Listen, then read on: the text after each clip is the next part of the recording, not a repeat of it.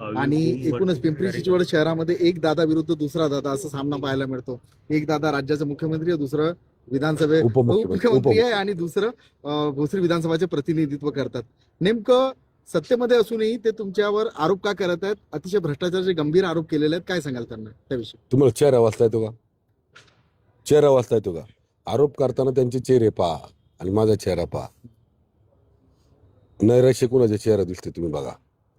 तुमच्या लक्षात येईल नैराश्यातून केलेले आरोप हे काय असतं, चिडचिड करून नाही का. प्रत्येकाला असं वाटतं की मी अजरामर या राजकारणामध्ये हे राहिलं पाहिजे. तसं नसतं. लोक आहे, जनता आहे, लोक ठरवतात की कुणाच्या मागे जायचं, कोण आपला विचार करणार आहे, कोण दूरदृष्टी ठेवून काम करणारा माणूस व्यक्ती आहे, कोणता पक्ष आहे, कोणती विचारधारा आहे, हे सगळं पाहतात आणि लोक निवडून देतात. आता ते त्यांनी जे पण काय आरोप केले त्याच्या संदर्भात उत्तर द्यावं असं मला वाटत नाही. पण त्यांचं काय मागच्या बरेच दिवस झालं सारखं चालूच आहे. भ्रष्टाचार, अमुक तमुक हे सगळं चालूच आहे. पण आता भ्रष्टाचारावर अशा व्यक्तीने बोलावं ज्याच्यावर महाराष्ट्र सरकारमध्ये जे घोटाळे गेलेले सगळे त्यांच्याकडेच आहेत आणि त्यांचं पण स्वतः नाव आहे त्याच्या एका घोटाळ्यामध्ये. मग असे 2-4 घोटाळे त्यांच्या लेखाचं नाव आहे. त्यांनी मला विचारावं, लय अवघड गोष्ट आहे ते प्रश्न विचारणं. त्यांनी स्वतःचं आत्मपरीक्षण करावं. आणि माझा तर मी त्यांना सल्ला देणं एवढा मोठा नाही. ते फार महाराष्ट्राचे, राज्याचे, देशाचे फार मोठे नेते आहेत. ते एका मोठ्या पक्षाचे राष्ट्रीय अध्यक्ष आहेत ते. म्हणून मी त्यांना सल्ला देणं एवढं मोठा नाही आणि त्यांच्या विरोधात बोलणं सुद्धा एवढं मी बरोबर नाही वाटत. पण माझं एक छोटा कार्यकर्ता म्हणून या पिंपरी चिंचवडकर मधला एक स्वाभिमानी पिंपरी चिंचवडकर म्हणून त्यांना सांगणं आहे, म्हणजे विनंती आहे की तुम्ही या शहराच्या वाढत्या लोकसंख्येचा विचार करून, दूरदृष्टी ठेवून, व्हिजन ठेवून काही विकासाच्या मुद्द्यावर तुम्ही भाषण करा, काही चर्चा करा. मला बोलवा. राज्य सरकारमध्ये तुम्ही आमचे नेते आहात, युतीमधले घटक पक्षातले मोठे नेते आहात, तिथं बोलवा, आपण बसू. शहर वाढतंय, शहराची लोकसंख्या वाढते. शहर 2041ला मला वाटतं 1 कोटीच्या पुढे जाईल. आता शहराची 10% येईल. मग कचऱ्याची समस्या येईल, रस्त्यावरच्या ट्रॅफिकची समस्या येईल, पाण्याची समस्या येईल. याच्यावर आपण देवेंद्र भाऊंशी चर्चा करू ना. तुम्ही भाषणात बोलताना ते मुद्दे मांडा, मी पण तेच मांडणार. मी तेच मांडतोय 2014 पासून. मी काही वेगळे मांडत नाही. मी कधी म्हटलं नाही तो माणूस भ्रष्टाचारी आहे, तो माणूस आका आहे, तो माणूस गुंड आहे, तो माणूस त्यांनी पिंपरी चिंचवडमध्ये 30 वर्ष राजकारण केलं, पिंपरी चिंचवड लुटून खाल्ली. मी नाही म्हटलं कधी की त्यांनी 70,000 कोटीचा घोटाळा केला. मी कधी नाही म्हटलं की त्यांच्या मुलांनी आत्ता तो काही समाजाची जागा लुटली. आता बरेचसे काही काल परवा एक अजून एक बातमी आली. मी नाही कधी म्हटलं. मला विकासाचं राजकारण करायचंय, मला आरोपाचं राजकारण नाही करायचं. त्यामुळे त्यांनी त्यांच्या पद्धतीने आरोप करायचं थांबवावं आणि आपल्या बरोबरचे जे काही लोक आहेत त्यांना पण सांगावं, आरोपाच्या मुद्द्यावर तुम्हाला लोक निवडून देणार नाहीत. आज परिस्थिती अशी आहे, तुम्ही मागच्या 30 वर्षामध्ये लोकांना फक्त आरोप करून या ठिकाणी सत्ता भोगली. आता तुम्हाला 128 उमेदवार उभे करता नाही आले. याच्यावरून लक्षात घ्या की तुमच्यावरची नाराजी, तुमचं जे नैराश्य ते दिसून येतंय काय ते. दादा, एकूणच आपण म्हणाले की बाबा माझ्यावरती आरोप करणाऱ्यांनी स्वतःकडे पाहावं, त्यांच्यावर पण देखील भ्रष्टाचाराचे आरोप आहेत असं एक म्हणजे ते तुमच्यावर आरोप करत आहेत. याविषयी तुम्ही मुख्यमंत्र्यांकडे काही तक्रार करणार का? तुमची काय तक्रार करायची नाही. मला मुख्यमंत्र्यांनी सांगितलं होतं महायुतीचा हे टाळायचा, काय धर्म पाळायचा आणि आरोप करणं टाळायचं. आणि हे तर आमचे प्रदेशाध्यक्ष रवींद्रदादांनी पण सांगितलं होतं की आरोप नाही करायचे आपण एकमेकावर. पण त्यांचं काय झालंय माहिती का, एखाद्याला सवय झालेली आहे की माईक समोर आला की तो म्हणजे एखाद्याच्याबद्दल वाईट बोलल्याशिवाय त्यांचं भाषणच संपत नाही. ती सवय झालेली असते. एखाद्याच्याबद्दल चांगलं बोलायची सवयच नाही राहिली त्यांना. किंवा आता त्यांना जर इथं काहीच नाही, पोलीस आयुक्तालयाच्या उद्घाटनाला आलते. पोलीस आयुक्तालय त्यांना करता आलं का शहराच्या दृष्टीने? शहराची ओळख झाली ना वेगळी. गव्हर्नमेंट कॉलेज त्यांना इथं आलेलं दिसत नाही. त्यांना 1982 पासून या शहरामध्ये कोर्ट होतं, ते भाड्याच्या ह्याच्यात होतं. ते कोर्टाची नवीन बिल्डिंग होती, ते दिसत नाही. त्यांना 200 बेडचं कॅन्सरचं हॉस्पिटल, 850 बेड आपल्याकडं मल्टी स्पेशालिटी हॉस्पिटल, ते दिसत नाही आहे. त्यांना या चिखली, मोची, चरवलीचा रेसिडेन्शियल कॉरिडॉर दिसत नाही आहे. समाविष्ट गावांचा विकास दिसत नाही आहे. समाविष्ट गावांमध्ये मी तुम्हाला आत्ता सगळ्यांना आव्हान करतो, त्यांना त्यांच्या लोकांना जे पण त्यांना वाटतंय ना, त्यांनी एका गावात मी सांगतो, बुर्डे वस्ती आणि पठारेमाळा किंवा चरोलीच्या कुठल्या वाडी वस्ती होता, आणि 2017च्या आधी तिथं काय परिस्थिती होती ते विचारा रस्त्याची, आणि आत्ता काय परिस्थिती ते विचारा. 1997ला घेतले त्यांना, ते पण फसवून घेतलं, त्यांना विश्वास दिला आणि त्यांच्यानंतर त्यांचा विश्वासघात केला. बरं विश्वासघात करू द्या, काय हरकत नाही, त्यांच्याकडून टॅक्स घेतला, पण त्यांना कुठं सुविधा दिल्या यांनी, कुठं सुविधा दिल्या यांनी? काय आहे, आम्ही जे केलं ना ते रस्त्यावर उतरल्यानंतर त्यांना कळेल. कधी कधी जातात ना ते आळंदीला, तो रस्ता ते पाहून त्यांना जरा जळपळाट होत असेल. आता एक गंभीर आरोप देखील त्यांनी केलेला आहे की दादागिरी देखील मोठ्या प्रमाणामध्ये फोफावली. दादागिरीचा एक खूप मोठा टँकर तुमचा, माफिया असतील किंवा स्क्रॅप तुमचं नाव न घेता तुमची दहशत आहे शहरामध्ये असं ते म्हणत आहेत. दादागिरी आहे. माझी दहशत कुणावर आहे माहिती का? माझ्या धर्माच्या विरुद्ध जो काम करतो ना त्याच्यावर माझी दहशत आहे. माझ्या इथल्या मायलेकींवर जो वाईट नजर ठेवीन त्याच्यावर माझी दहशत आहे. माझं शहर सुरक्षित राहावं, तिथं आतंकवादी कारवाया कोण करेल त्याच्यावर माझी दहशत आहे. माझी दहशत ही सर्वसामान्यांना सुरक्षित ठेवण्यासाठी असेल. माझी दहशत असली यांच्यासारखी नाही, कुणाला पण अडकव, कुठं पण बस, हे यांच्या वळ आले की सरेंडर हो, हे असली दहशत नाही. मी काय करतोय माझ्याबद्दल दहशतीबद्दल बोलताना तर तुम्ही जाऊन विचारा सर्वसामान्यांना. मी 2014ला अपक्ष निवडून आलो, दहशतीमुळे आलो का? 2014ला मी 16,000 मतांनी जास्त निवडून आलो. माझ्या विरुद्ध एक महेश किसन लांडगे, जसं मी माझं नाव आहे तसं महेश जगन्नाथ लांडगे उभा केलता यांनी माझ्या विरोधात अपक्ष असताना सुद्धा. मग ती दहशत नव्हती का? अरे माझ्याबद्दल तुम्ही आहे ना जेवढं वाईट बोलताल तेवढं लोकांबद्दल हे आहे. मी आज ज्या विचारधारेत काम करतो ना त्या विचारधारेमध्ये दहशत या शब्दाला किंमतच नाही. दहशत करणारा माणूस लोक स्वीकारणारच नाही, गुंडगिरी करणारा माणूस स्वीकारणारच नाही. दादा, एकूणच पिंपरी चिंचवड शहरामध्ये अन्यायाचं राजकारण सुरू आहे असं देखील अजित पवारांनी आरोप केलेला आहे. चिखलीमध्ये लोकांना बेघर करण्यात आलं असं कुणाला बेघर केलं? मी ते मागं पण सांगितलं ना, चिखलीतली कारवाई केली ती योग्य केली. आता बघा परवाच्या 31 तारखेला आम्ही 4-5 बांगलादेशी तिथे दिलेत ठेवून, पोलिसांच्या ताब्यात दिलेत. माहिती घ्या ना कुठून आले, कसे आले. त्याचबरोबर दुसरं सांगतो तुम्हाला, दिल्लीला बॉम्बस्फोट झाला, त्याचे आरोपी कोण सापडले? काही एक आरोपी मुशीमध्ये सापडला, विचारा त्याच्या संदर्भात कसं काही आला आरोपी. अहो या गोष्टी थोडं फक्त आहे ना, या शहरात मी राहतो, हे शहर सुरक्षित राहिलं पाहिजे, त्याबरोबर या शहराला विकास सुद्धा झाला पाहिजे या शहराचा. आणि तो विकास फक्त तात्पुरता नाही, निवडणूक आले म्हणजे हे करतो ते करतो तसं नाही. एक दिवसाचं समाधान नाही पाहिजे, पुढल्या 50 वर्षाचं समाधान पाहिजे लोकांना. पुढल्या त्या पिढ्या येणार आहे त्यांनी म्हटलं पाहिजे इथं जे राज्यकर्ते होते, भारतीय जनता पार्टीने जे राज्य केलं ते दूरदृष्टी ठेवून केलं. 1991ला खासदार झाले, आज ट्रॅफिक समस्या झाली. 91ला विचार केला तर झाल्याच त्या समस्या झाल्याच का? ट्रॅफिक चाकणचं, हिंजवडीचं, आज जे शहर वाढतंय 30 लाखाच्या पुढे गेलं शहर, 31ला 50 लाखाच्या पुढे जाईन, 41ला 1 कोटी होईल. याचा विचार कोण करणार? याचा विचार नाही करत ते. त्यांना असं वाटतं राजकारणात आरोप केलं म्हणजे संपला विषय. एरिया देखील वाटून घेतलेला रस्त्याच्या अलीकडे पलीकडे. कोणी एरिया वाटून घेतला नाही, एरिया कोणी वाटून घेतलेला नाही. आम्ही सर्व लोकप्रतिनिधी एक मतानं स्वर्गीय लोकनेते लक्ष्मणभाऊ जगताप असतील किंवा त्यांचे बंधू आत्ताचे आमदार आमचे सहकारी शंकरभाऊ असतील, अमित जे असतील, उमाताई असतील, आमचे साबळे साहेब असतील, आमचे सगळे महापौर असतील, सगळे आमचे लोकप्रतिनिधी असतील, आम्ही निर्णय घेताना शहराच्या दृष्टीनं या सगळ्यांबरोबर बसतो. काय करायचंय, तुमच्या वार्डात काय समस्या आहे, तुम्हाला काय वाटतं लोकांना हे विचारतो.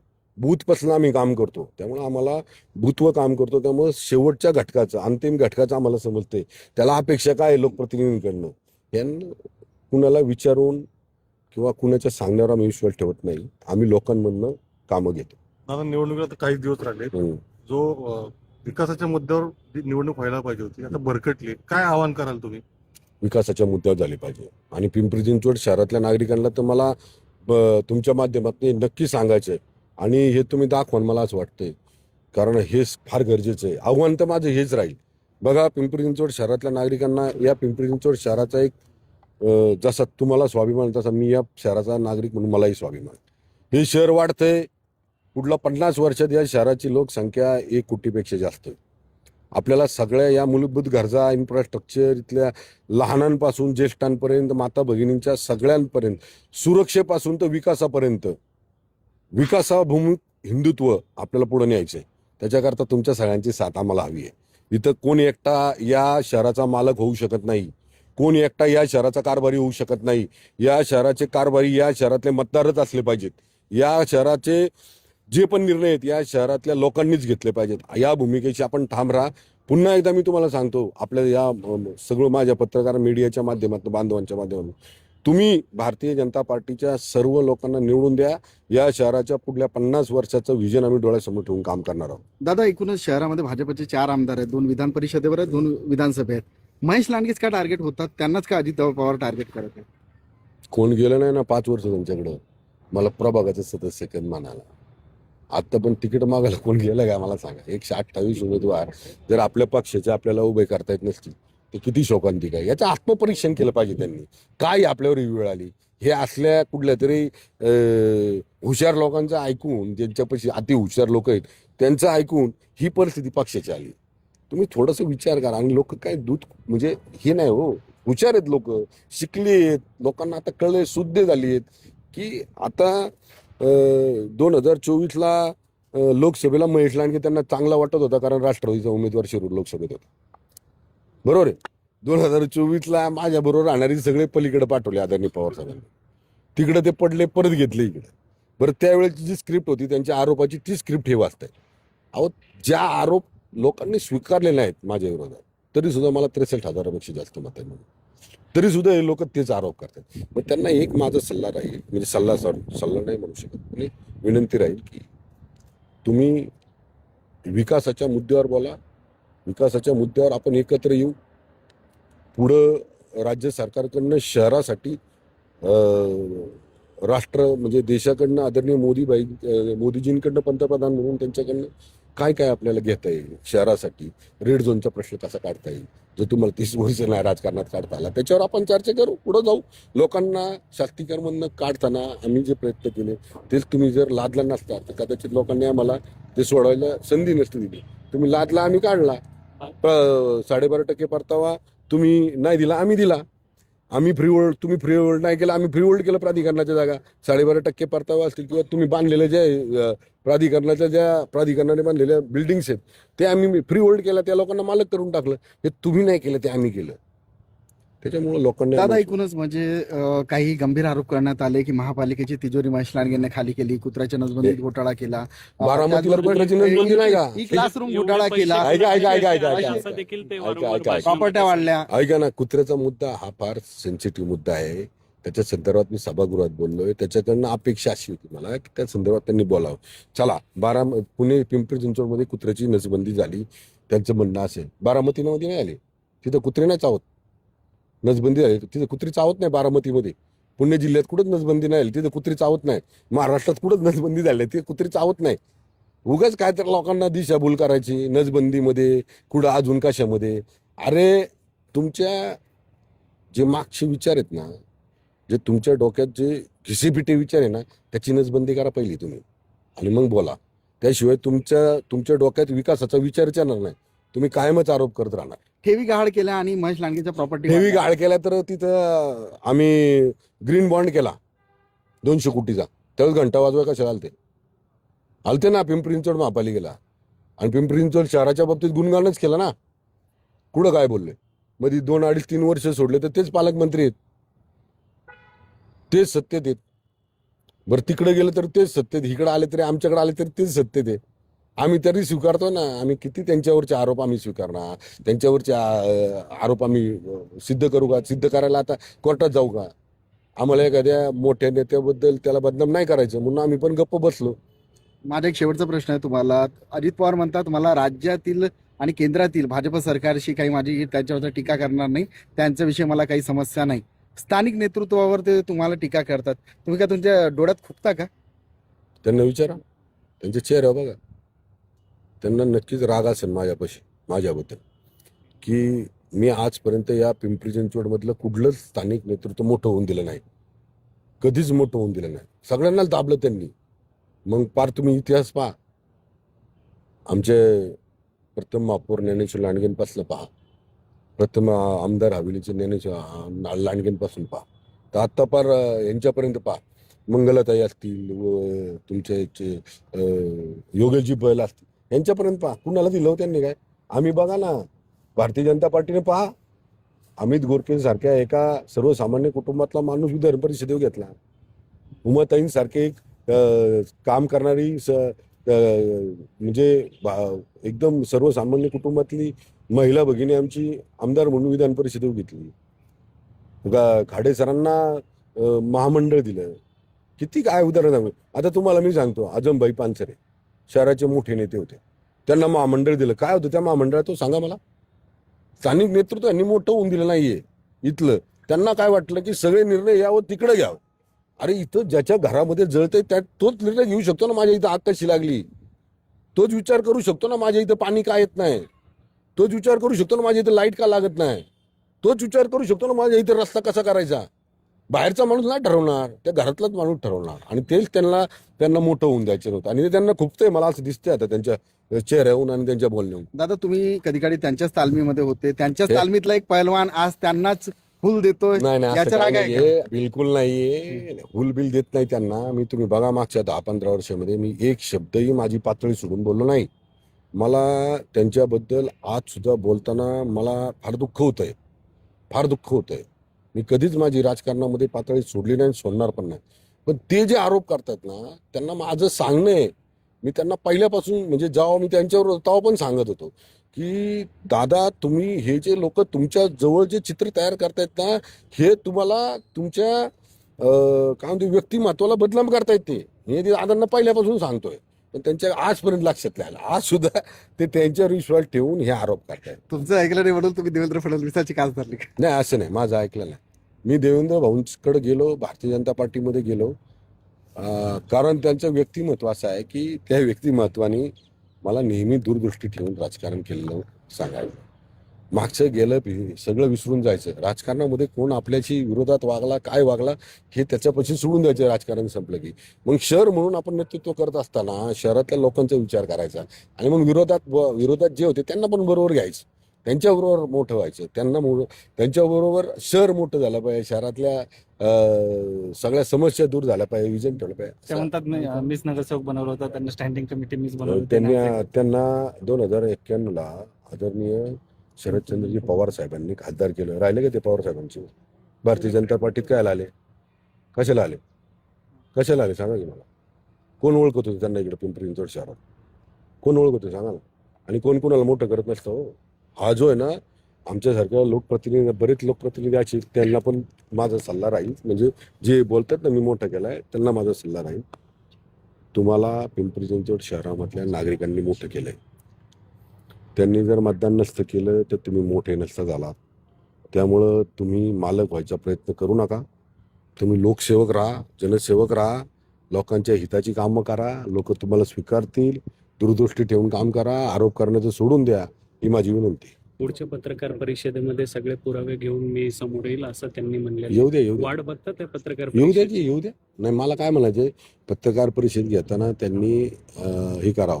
मग आम्ही पण थोडंसं त्यांना माझं सांगणार आहे. त्यांनी यावं, पुरावे घेऊन यावं आणि नावानिशी घेऊन यावं. आणि सगळ्यात महत्त्वाचं म्हणजे एखादा त्याच्यामध्ये आरोप असेल, माझ्यावर असेल, कुणावर असेल तर तो सिद्ध करावा. विनाकारण कुणाचं ऐकून स्वतःचं व्यक्तिमत्व, त्या व्यक्तिमत्वाची उंची कमी करू नये, माझं असं स्पष्ट सांगणं आहे. मी तर मागाशी असेल एकीकडे तुम्ही महापौर हा भारतीय जनता पार्टीचा राहील पूर्ण ताकदीनं, बहुमताने. 125 पारचा नारा दिला शंकर शेटनं, तुम्ही त्यांच्या याच्याकडे घोषणेकडे कसं पाहता? 125 होतील का? हे बघा, शंकर शेट पण आमचे सहकारी आहेत. लोकांनी ठरवलं तर काही पण घडू शकतं. त्यामुळं मतदारांच्या मनात आलं की भारतीय जनता पार्टी. आता तुम्ही बिहारचं पाहिलं, बिहारच्या लोकांनी तिथली सगळं विकासाच्या निर्णयावर एक हाती सत्ता दिली तिथं बिहारमध्ये. तसं इथल्या लोकांनी ठरवलं तर काही घडू शकतं.